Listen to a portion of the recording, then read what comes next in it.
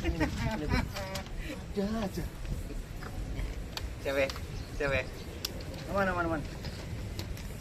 Assalamualaikum warahmatullahi wabarakatuh.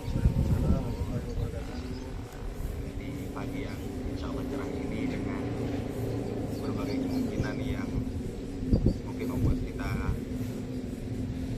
melihat Indonesia mulai terkedir akan kemajuan bangsanya. Banyak banget isu. Nah, ini ntar di editor langsung bikin mulai dari isu ini sampai isu yang gitu.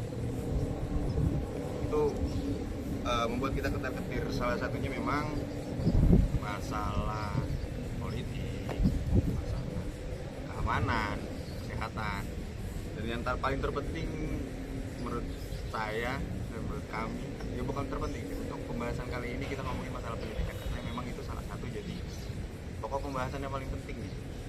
Karena dengan pendidikan SDM unggul akan tercipta untuk negara. Apalagi kita memang dinilai sebagai negara Islam yang katanya Islam adalah agama yang mengedepankan intelektualitas dan juga akhlak, etik. Maka dari itu saya ngundang dua orang hebat ini. Yang pertama ini namanya Mas Irsyad. Beliau ini teman saya dari Alia.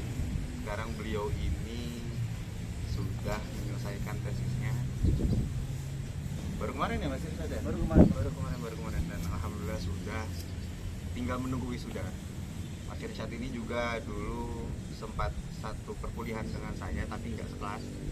Dulu sempat di Unhas Universitas Hasyim Asy'ari. Backgroundnya yang sangat agamis, lalu diteruskan dengan perkuliahan yang memang pendidikan agama Islam banget, maka dirasa penting banget dan perlu untuk mengundang beliau tentang pendidikan agama Islam. Lalu yang kedua, adik kelas saya mulai dari aliyah sampai sekarang dan cukup menjadi rival saya juga. Beliau ini namanya langsung sebut Mas Jeki aja ya. Mas Jeki ini beliau aliyah di Tebuireng MAKK. Ya, iya benar. Di kelas saya yang paling ganteng tapi gantengan saya. Lalu diteruskan di S1 di Mesir. Jurusan apa Mas?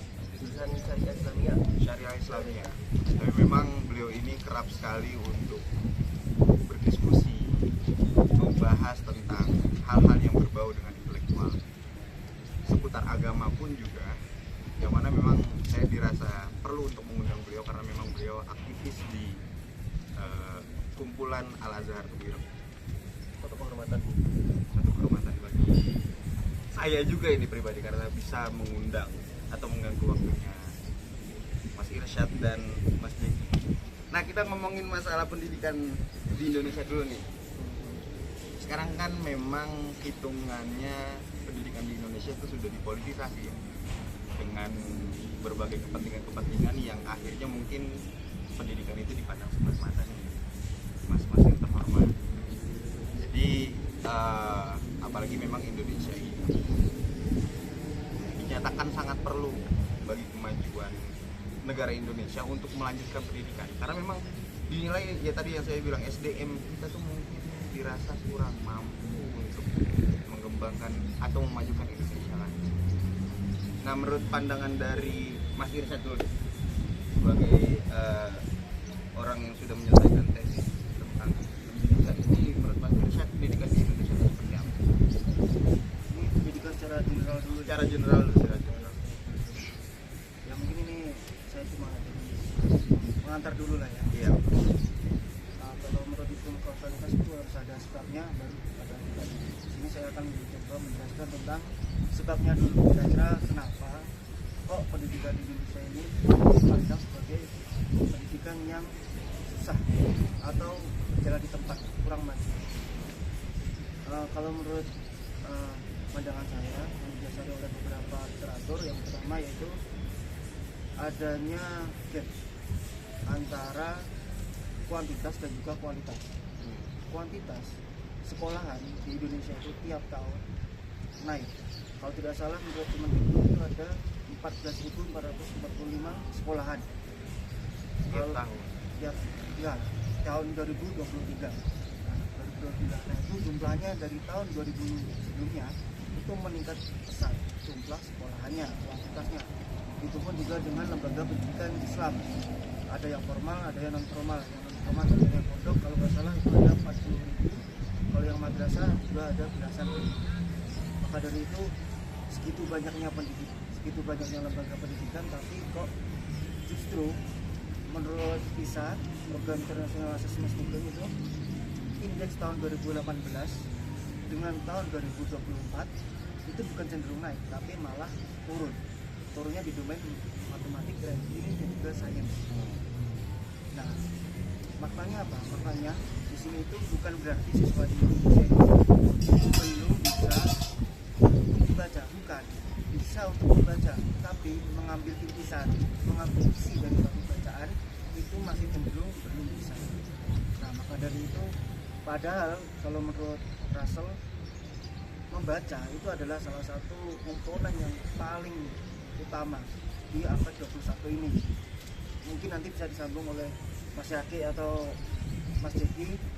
Di Islam juga ayat yang pertama juga Iqra yang turun, artinya juga bacalah, ya kan. Makanya itu komponen yang pertama menurut saya kurangnya itu membaca. Bukan berarti membaca secara letterlek, mengeja itu pasti bisa, tapi mengambil suatu isi dari bacaan itu masih jadi program kita yang harus kita tempat ya.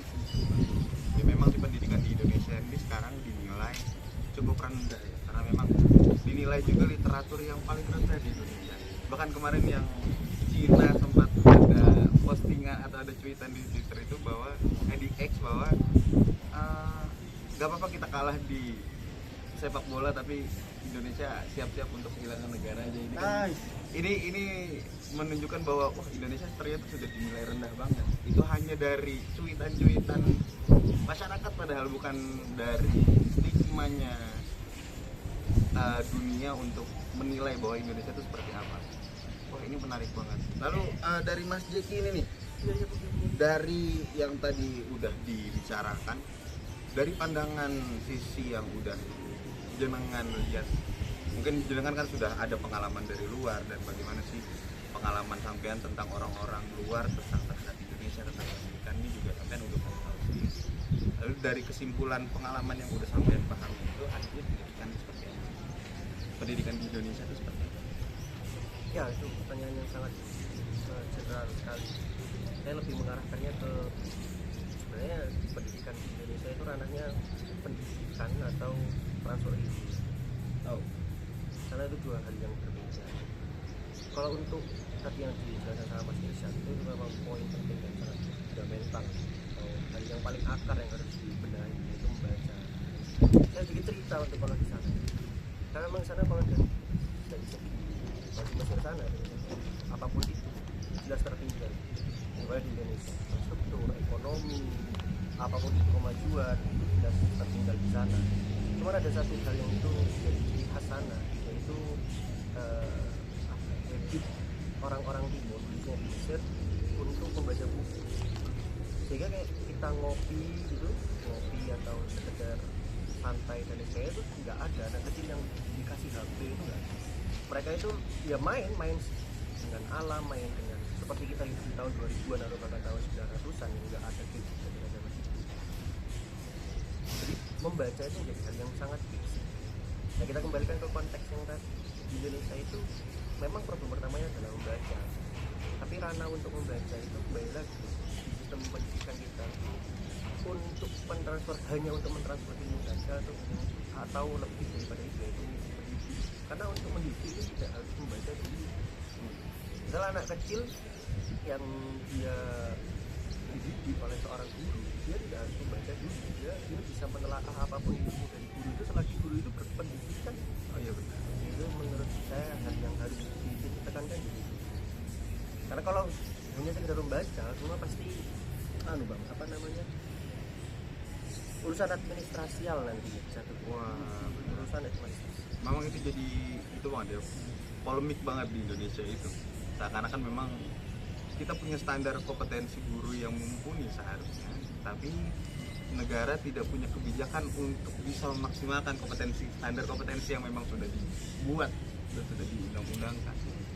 Iya bener banget, karena memang ya kita lihat potret dari saat ini, memang fungsi guru ini sudah ada di administrasi saja, bukan sudah ada di bagian implementasinya. Bener ya? Secara kasar seperti itu. Ya dilihat dari dua pemateri tadi ngomong kalau literatur Indonesia itu mulai merendah karena mungkin penyebab besarnya adalah kurang maksimalnya fungsi guru yang ada di Indonesia sekarang. Iya. Apalagi memang sudah sekarang guru hanya disibukkan dalam hal administrasi, bukan dalam hal transfer ilmu gitu ya. Ya, jadi kayak maaf ya saya potong.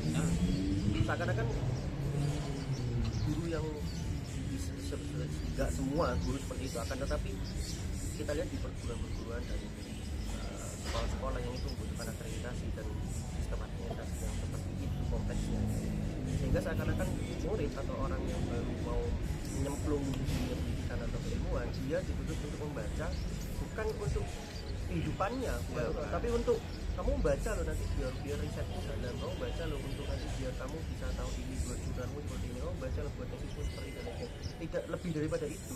Lalu setelah baca dan kepentingan itu selesai, lalu terus eman dong dia baca habis waktunya. Benar. Sambil kita ngobrol sambil diminum sambil nikmati nggak apa-apa, sambil nikmati yang udah ada.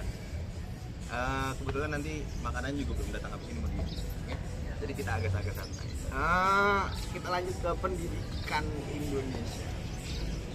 Coba deh mas, sekarang masing-masing kita lihat, apalagi memang backgroundnya masing-masing sudah Islami banget.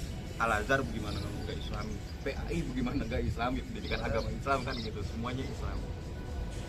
Kita lihat harusnya pendidikan di Indonesia itu adalah pendidikan yang harusnya lebih maju dari negara-negara lain.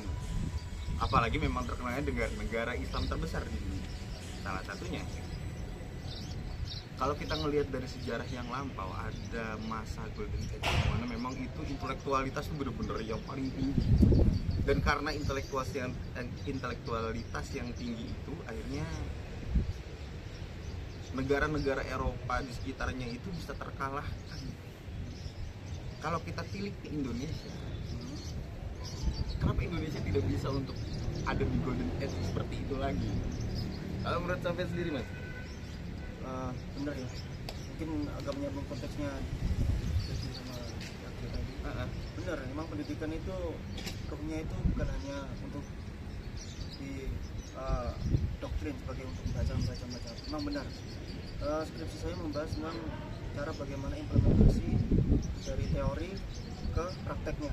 Itu membutuhkan 3 hal. Yang pertama yaitu bagaimana guru mentransfer ilmu, yang kedua yaitu meneladani teladan, yang ketiga yaitu tentang punishment dan juga reward. Nah ini harusnya di pendidikan harus 3-tiganya ini jalan.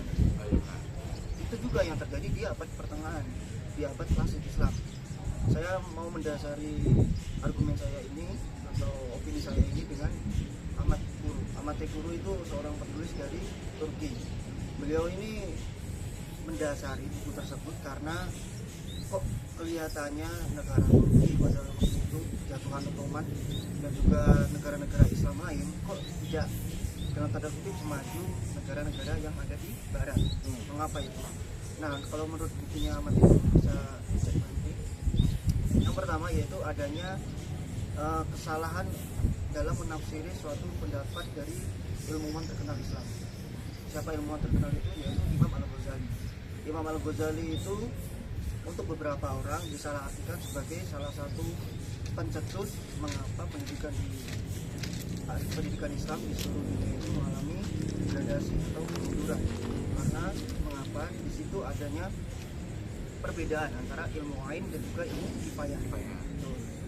Mungkin mas-mas juga familiar ilmu ain itu yang disebut sebagai ilmu agama, fikih, akidah, akhlak, tasawuf dan lain-lain. Ilmu kifayah itu sebagai ilmu umum seperti matematika, astronomi dan lain-lain.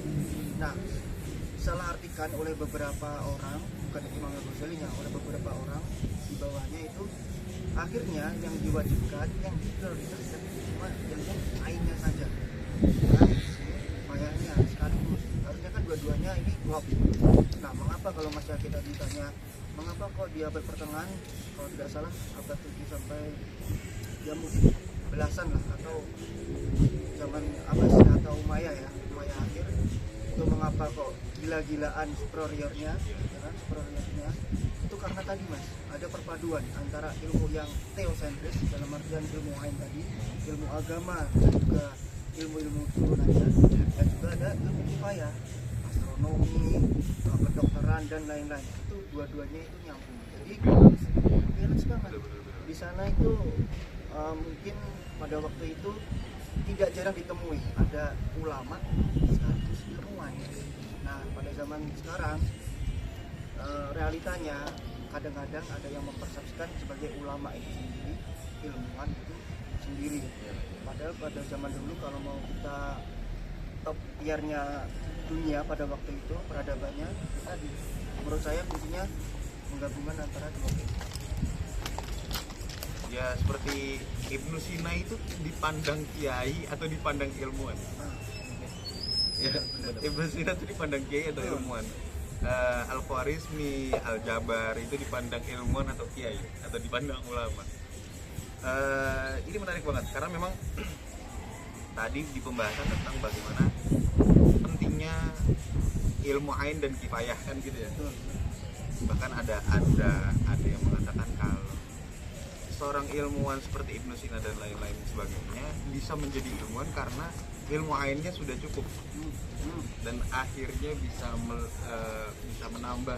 Sebagaimana Gus Dur di Mesir ini bukan belajar ilmu keagamaan di sana, lebih belajar di ilmu-ilmu yang berbasis bahasa Perancis malah justru kan gitu. Karena ilmu ainnya selesai di pesantren.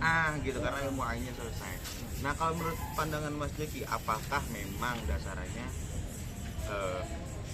pendidikan di Indonesia ini terhitung ain yang enggak jelas? Belum cukup atau gimana nih? Kenapa nggak bisa selayaknya golden age pada saat itu? Ya, ini yang disampaikan sama kita tadi itu teori yang sangat benar. Faktor utamanya memang di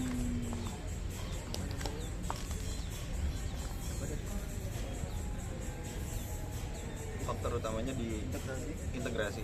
Iya, di itu integrasi antara ilmu ain dan Ilmu ain dari ilmu kifayah.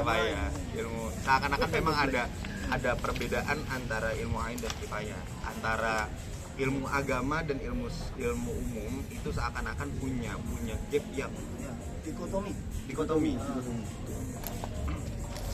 Tadi yang dinyatakan sama Bang Yaki juga benar, bahwasanya kalau dulu orang berangkat ke masjid atau dia mau keluar mencari anak backgroundnya agama, apalagi Islam, dia mau mencari ilmuwan Islam yang otentik, itu pasti dia ke Timur Tengah, entah ke Mesir atau apapun. Kalau dulu memang kiblatnya di Mesir, dan sekarang mungkin, tapi kan sekarang banyak opsi-opsi lainnya juga sama-sama bagusnya, dia Maroko, Tunis, dan lain sebagainya, Yaman. Nah, akan tapi apa bedanya orang berangkat ke luar negeri, khususnya Timur Tengah? Saya nggak bilang Barat, karena Barat itu punya patternnya sendiri. Timur Tengah, apa bedanya orang dulu, kayak ulama atau bahkan dulu, intelektual dulu yang berangkat ke Timur Tengah untuk mempelajari Islam dengan sekarang? Kalau dulu benar apa yang dikatakan Mas Iksan atau Bang Yaki, sudah selesai. Jadi urusan teoritis yang tentang Islam, kalau kita mengatakan di pondok pesantren ada ini kayak nahu, soro, balago, mantek, itu kan ilmu wasail atau ilmu wasilah untuk kita memahami literatur Arab dan Islam. Nah, orang-orang dulu itu sudah selesai, bahkan sangat mahir di keilmuan-ilmuan yang ilmu seperti itu, sehingga ketika dia berangkat keluar ke Timur Tengah, dia membaca literatur layaknya dia hidup sebagai orang Arab. Dia meneliti bagaimana kedokteran, dia meneliti bagaimana Perancis, bagaimana sosial di sana, dia meneliti bagaimana kenapa bangsa Arab seperti ini, kenapa orang Mesir seperti ini, kenapa kerajaan Firaun bisa seperti ini dan lain sebagainya. Yang hubungannya pasti dengan Islam, karena Islam turun awalnya di sana. Memang Islam tidak terkotakkan oleh empat dan apapun kan itu. Ya, tapi kan mau tidak mau pasti berhubungan langsung dengan orang-orang di Timur Tengah sana. Sehingga orang sana, orang dulu sudah selesai dengan hal yang sebenarnya teori-teori sudah semua. Jadi kesana dia itu mengalami kulturasi semua keilmuan, Sehingga nggak skeptis, balik ke Indo dia nggak skeptis, tidak membeda-bedakan yang seperti halnya kata Mas Firsa tadi, tidak membeda-bedakan mana ini agama, ini ilmu umum, enggak. Sehingga kalau saya ingat guru saya di sana, bahkan guru-guru kita semua di sana di Mesir itu ada namanya Yusri Jabi. Yusri Jabi beliau itu seorang dokter, juga seorang ahli tarekat, juga seorang pengajar fikih. Ini tiga ini gak ada yang nyambung kalau orang Indo mikir kayak dokter kok bisa guru tarekat, kok bisa pengajar fikih itu ya kan kayak seakan-akan gak nyambung. Tapi di sana ulama-ulama di sana atau dari depan sana tidak ada skeptis dalam memandang itu aja sudah itu sudah, sehingga dikatakan seperti yang apakah itu sinai ilmuwan atau seorang ulama tidak bisa dipanggil dua-duanya. Kalau di sini kan nggak bisa. Kalau di sini kan seakan-akan kalau orang kiai ya sudah itu agama, nggak usah belajar sosiologi, nggak usah belajar psikologi, nggak usah belajar masalah tentang kejiwaan dan lain sebagainya. Karena saya ingat sekali ketika saya duduk di pondok pesantren, karena memang fun saya di bidang fikih, dulu saya menasihati ketika sebelum saya belajar keluar dari pondok dan mau kerja ke masjid, saya dinasihati ilmu yang paling susah adalah ilmu fikih. Kenapa? Karena pendekatannya banyak. Dan saya benar-benar merasakan di sana. Ilmu fikih bukan hanya menghukumi orang ini benar dan salah. Kita bayangkan ketika ada orang yang mau cerai. Cerai ini memang saya sedikit masuk ke Islam supaya bisa menjawab. Siap. Orang cerai itu pasti ada hukumnya kan. Pasti misalnya saya sudah talak 3 kali. Lalu bagaimana status istri saya sudah ditalak? Tanpa melihat apa ya regulasi perceraian di Indonesia ya. Pasti kan di hukum fikih mengatakan itu sudah talak. Tapi apakah akan selalu jawabannya seperti itu? Itu kan harus dilihat dulu konsep gimana alasannya, mengapa, bahasanya menggunakan bahasa apa, ada amarah atau tidak dan sebagainya. Jadi semua pendekatan itu digunakan dalam melahirkan sebuah hukum apapun itu yang didapatkan di kehidupan sekarang, apalagi urusan fatwa dan apapun itu yang sebenarnya istihad secara kontemporer. Jadi tidak hanya menggunakan literatur klasik sebagai teorinya, tapi juga meninjau ilmu-ilmu lainnya. Bahkan saya saat sedikit tambahkan, bahkan Imam Syafi'i sebagian orang-orang peneliti ilmuwan barat bahkan orientalis menganggap Imam Syafi'i dari 4 mazhab yang muktamad itu, Imam Syafi'i itu disebut mazhab yang paling tidak konsisten. Kenapa? Karena Imam Syafi'i mempunyai 2 teori mazhab yang berbeda antara qaul qadim dan qaul jazm. Iya, karena mereka tidak menelitinya secara dalam. Karena sejatinya kalau kita menelisik secara dalam apa dibalik pemikiran Imam Syafi'i, kita akan beranggap atau menimbulkan statement bahwasanya oh iya ya, kalau andai kata Imam Syafi'i tidak merubah itu menjadi qaul jadid, maka Islam akan terkesan sangat kolot sekali. Justru yang punya statement itu adalah orang-orang yang literaturnya rendah. Balik lagi baca. Betul.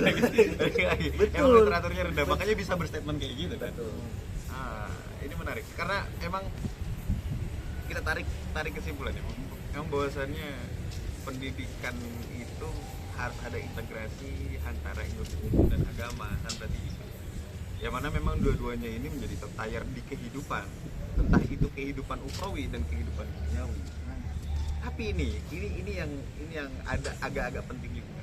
Ya memang semua negara ini pasti punya budayanya masing-masing. Tapi Indonesia ini negara yang paling memunculkan budaya.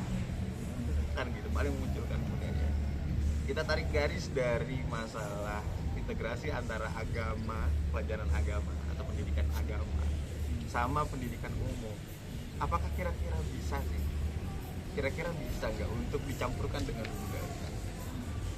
Karena memang sejatinya seakan-akan sama tuh kayak tadi, punya dikotomi yang berbeda, menjadi dikotomi yang berbeda antara keislaman, keilmuan dan budaya.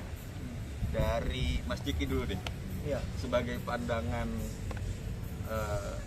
pendidik salah satu pendidik Al Azhar. Jadi pendidik loh, bukan siswa lagi, jadi pendidik loh. Ya, karena memang saya pernah dengar Mas Jeki ini salah satu orang yang paling aktif dalam diskusi organisasi yang Tebuireng apa? Kumpulan alumni Tebuireng Mesir itu loh. Dan beliau juga menjadi salah satu pendidik beberapa forum-forum di forum-forum online yang emang beliau buat, dan emang keren banget beliau Mengisi pembicara. Makanya emang ya maklum lah, rival saya emang harus kayak gitu. Kalau kayak gitu nggak bisa jadi rival saya. Belum itu udah nyampe. Justru saya tertinggal sekarang bukan rival kayaknya. Ya gimana menurut sampean nih sebagai apa Iya. namanya pendidik. Iya. Ya kira silakan. Iya, jadi memang bukan mau tidak mau, budaya itu sangat lekat dalam semua ajaran. Cuman kembali lagi kita menganut teori kebenaran absolut yang mana. Kalau kita sudah mengatakan kebenaran yang absolut, berarti kita mau ke arah kemana? Kalau kita lebih condong ke Islamnya, berarti kita mengatakan agama Islam itu adalah kebenaran yang absolut. Cuman blundernya adalah ketika sudah dikatakan kebenaran absolut, kita tidak mencoba untuk menggali nilai-nilai atau sisi-sisi rasionalitas yang ada di dalam agama itu. Karena ada rambu-rambu yang disalahpahami bahwasanya semakin mengkritik sebuah agama, semakin kamu bisa murtad atau kamu nanti tambah gak percaya bisa Tuhan dan sebagainya. Narasi-narasi seperti itu yang sebenarnya cemen secara intelektual. Cemen secara intelektual. Jadi kalau di sana itu lagi-lagi saya membandingkan di sana bukan bermaksud sana lebih bagus atau enggak, itu sebagai bentuk komparasi. Jadi kita tahu bisa menilai sendiri mana yang itu harus dipertahankan, mana yang tidak. Di sana tidak ada tips seperti itu. Pertanyaan-pertanyaan konyol yang tidak ilmiah, forum ilmiah pun itu dihargai di sana sebagai bentuk ketertarikan dia terhadap materi tersebut. Entah itu membahas tentang teologi, entah itu membahas tentang budaya. Kalau kita mau lihat kebanyakan orang-orang yang belajar di Timur Tengah, kita mau dari Muhammadiyah atau yang belajar dari Timur Tengah, pasti sepakat bahwa saya mengatakan di Timur Tengah cukup mengambil ilmu agamanya saja atau ilmunya saja, jangan ambil budayanya. Nah, itu yang tidak bisa diamini atau disepakati di Indonesia. Kenapa itu tidak bisa diterapkan juga di Indonesia? Dalam artian kenapa orang Indonesia juga tidak bisa membedakan antara mana ini nilai budaya yang itu sifatnya adalah sosial, mana itu yang sifatnya ilmuwan. Karena budaya nggak mungkin kayak saya orang Jawa, sama orang Jakarta. Budaya saya menurut saya benar, menurut saya juga ada benarnya, tapi ada sisi salahnya. Dan kebenaran dari sisi budaya menurut saya pasti beda dengan sampean. Tapi kalau kita ke ilmu, itu pasti ada apanya ya? Ada kalah menangnya, dan pasti yang dianut adalah yang menang. Iya benar. Kalau dari sisi sehingga mau nggak mau kita budaya dan juga pendidikan agama yang digunakan mau tidak mau adalah pendidikan agama sebagai umat yang beragama. Beda cerita kalau kita umat ateis. Oke. Berarti intinya yang saya tangkap dari jenengan ini, kalau budaya dan agama serta keilmuan itu sebenarnya bisa untuk diintegrasikan, namun manakala ada kondisi tertentu yang memang salah satunya harus dimenangkan. Nah, menurut Mas Irsyad sendiri nih, gimana sih konteksnya untuk masalah integrasi antara ketiga itu? Ini sebenarnya pembicaraan itu dulu kalau menurut saya nggak akan ada. Justru nggak akan ada ya. Soalnya kenapa? Dulu itu orang Jawa dengan orang pendatang yang Muslim dari Gujarat ataupun dari Timur Tengah itu biasanya selesai di tahap itu. Karena apa? Dulu itu tidak ada pertentangan antara budaya dan juga agama. Nah, tapi makin kesini muncul namanya ada gerakan neo-revivalisme. Itu beberapa dari pemikirannya yaitu cenderung untuk mengstigma bahwa budaya itu budaya yang di selain Timur Tengah atau Islam itu pasti budayanya orang kafir dan itu tidak boleh diteruskan atau dilaksanakan. Nah, argumen ini kalau menurut meminjam istilahnya Mas Jaki tadi sangat cemen kan? Yeah. Nah, padahal Islam kan tidak sesempit itu. Ya betul. Padahal katanya Islam kan agama yang universal. Universal artinya seluruh dunia pun bisa mengamalkan Islam, tidak peduli ras, ruang maupun waktu.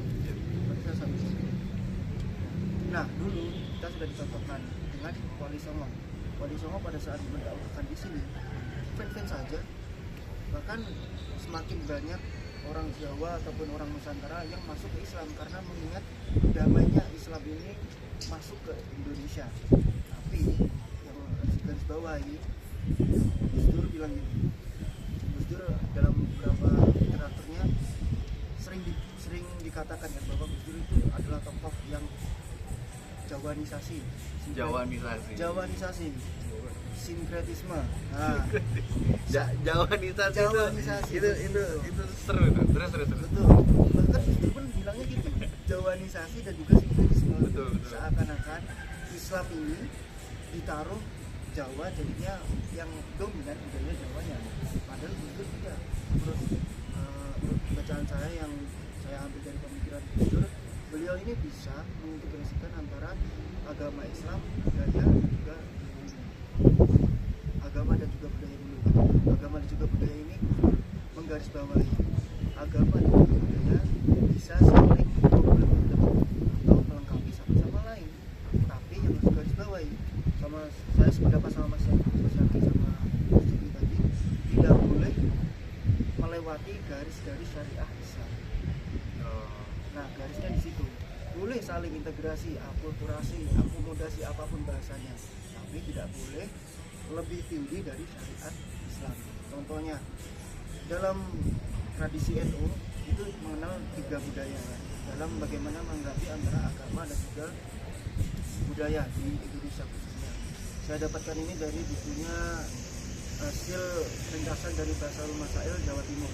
Yang pertama, budaya itu bisa diakomodasi. Contohnya akomodasi budaya orang Jawa ketika berbicara dengan orang yang lebih tua itu kan mempunyai tingkatan.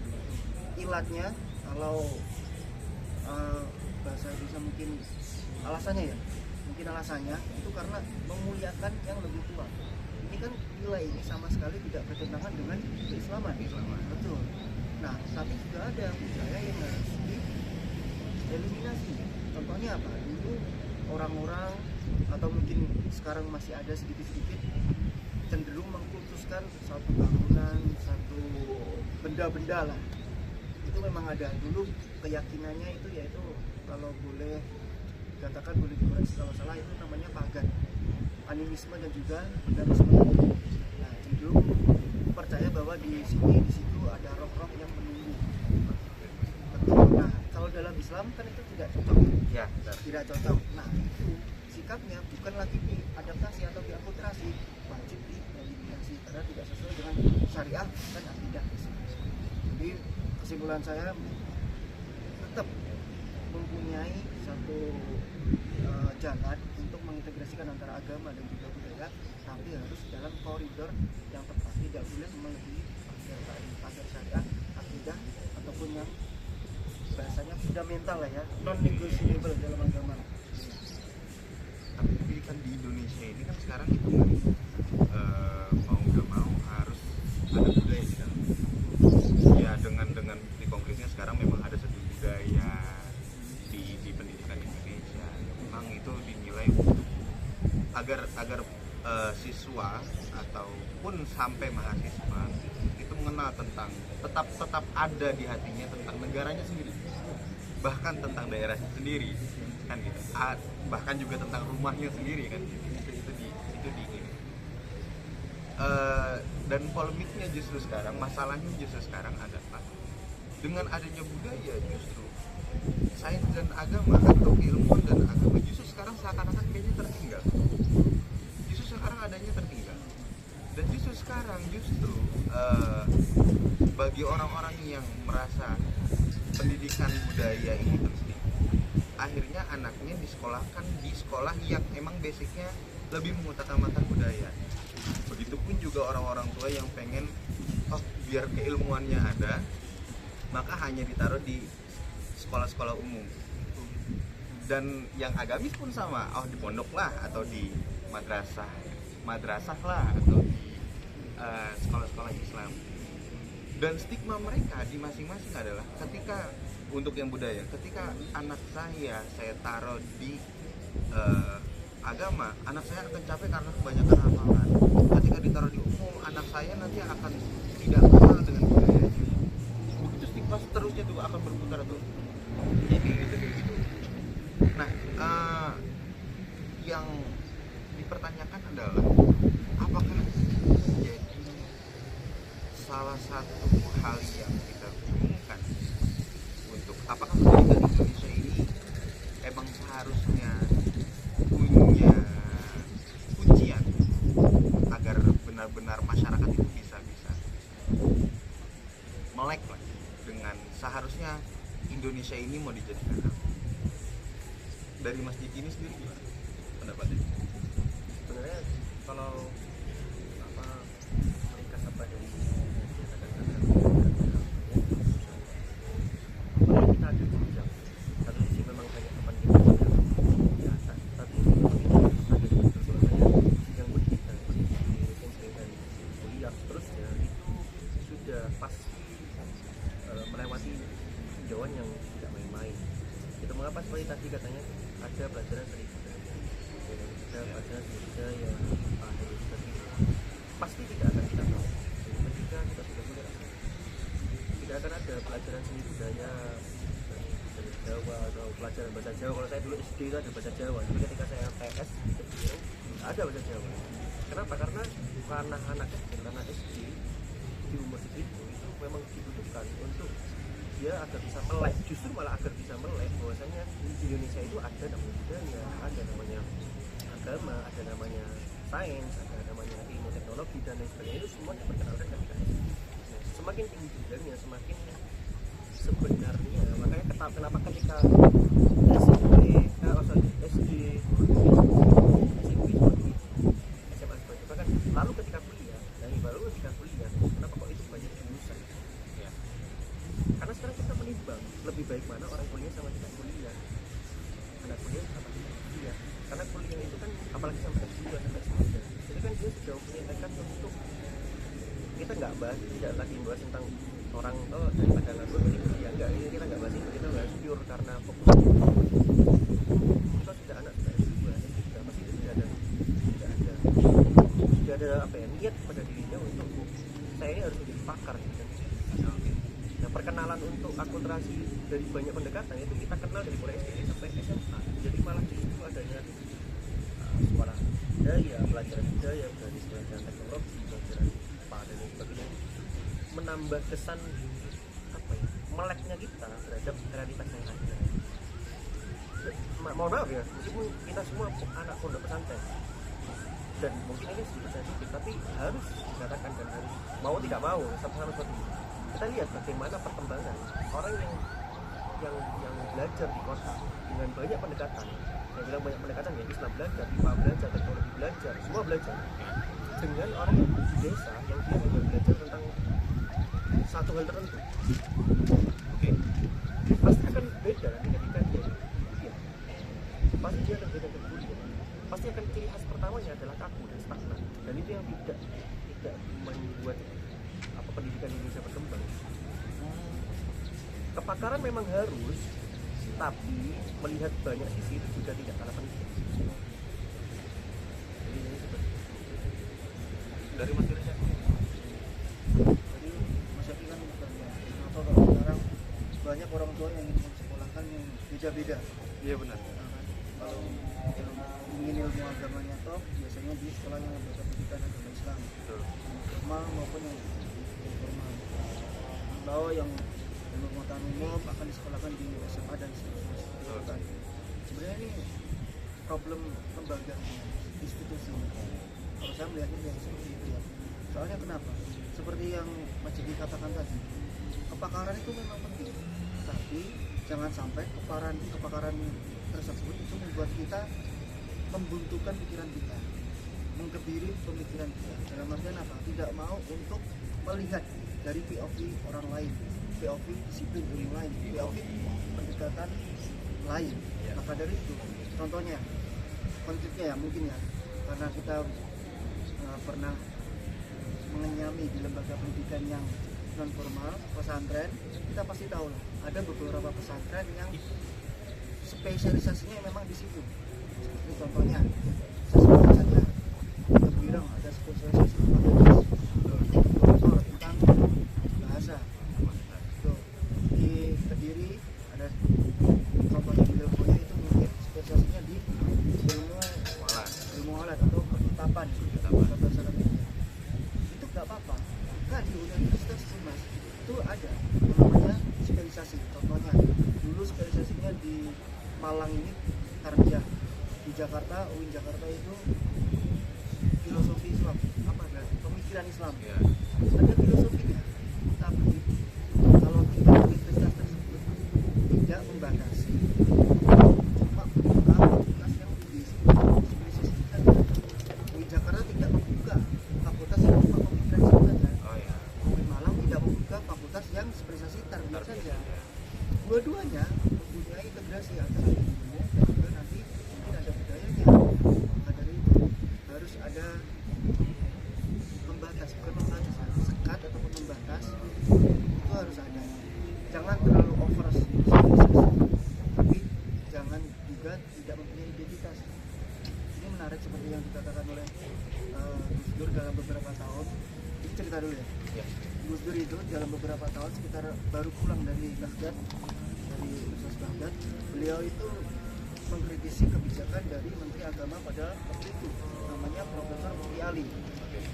Profesor Mufti Ali mengeluarkan kebijakan ingin untuk memasukkan ilmu-ilmu umum ke pesantren, karena yang tadi stigmanya ini pesantren itu cuma sebagai profesi yang pengamen mimbar belaka. Kalau nggak cuma pengajar ya disuruh khotbah dan lain-lain. Ya. Stigmanya seperti itu. Makanya Profesor Mufti Ali ilmu umum harus dimasukkan. Tapi Gus Dur tidak setuju pada waktu itu. Tapi nanti akan berubah. Pada waktu itu Gus Dur tidak setuju. Kenapa? Beliau tahu spesialisasi dari pesantren ini memang ilmu agamanya. Kata Mas Yogi tadi, yang over itu bukan yang over, tapi yang prioritas itu memang ilmu agamanya dulu. Oke.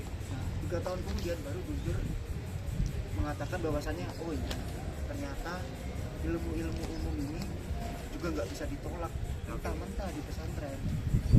POV lain pendekatan ilmu umum itu juga nggak bisa ditolak mentah-mentah oleh pesantren.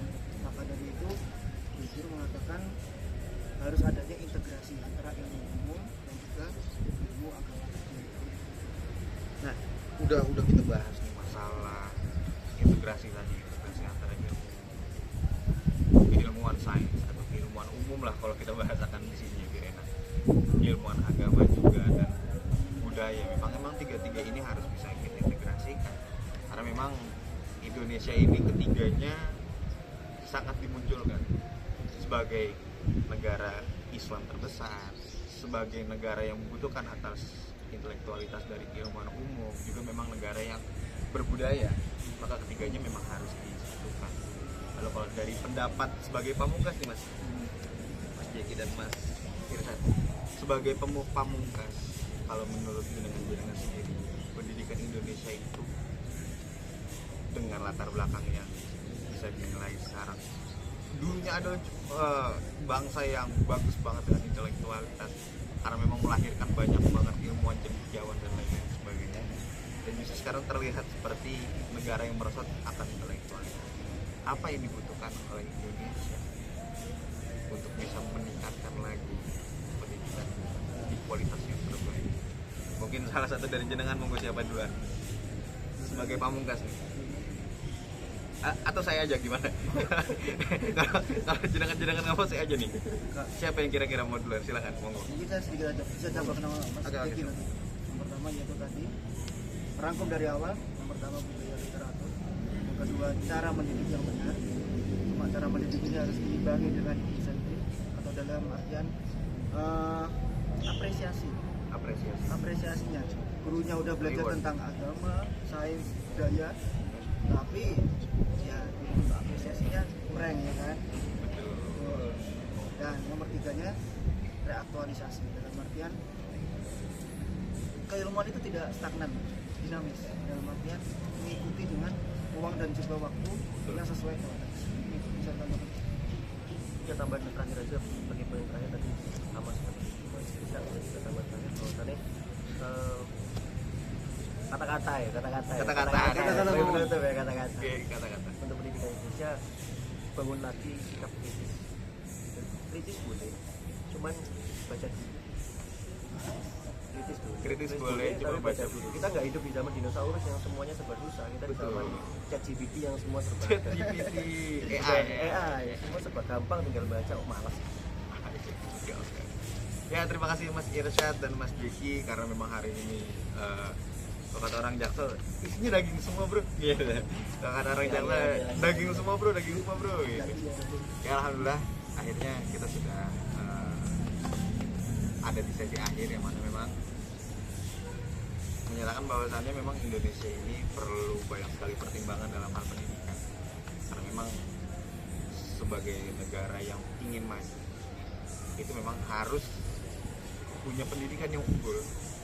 Karena bagaimanapun juga Indonesia butuh dengan SDM yang unggul, yang memang diciptakan oleh pendidikan yang unggul.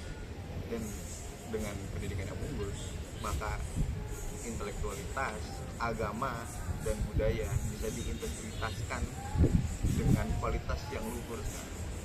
Maka dari itu, bacalah. Thank you, Mas Richard. Yuk. Thank you, Mas Jeki. Oke, terima kasih banyak. Assalamualaikum warahmatullahi wabarakatuh.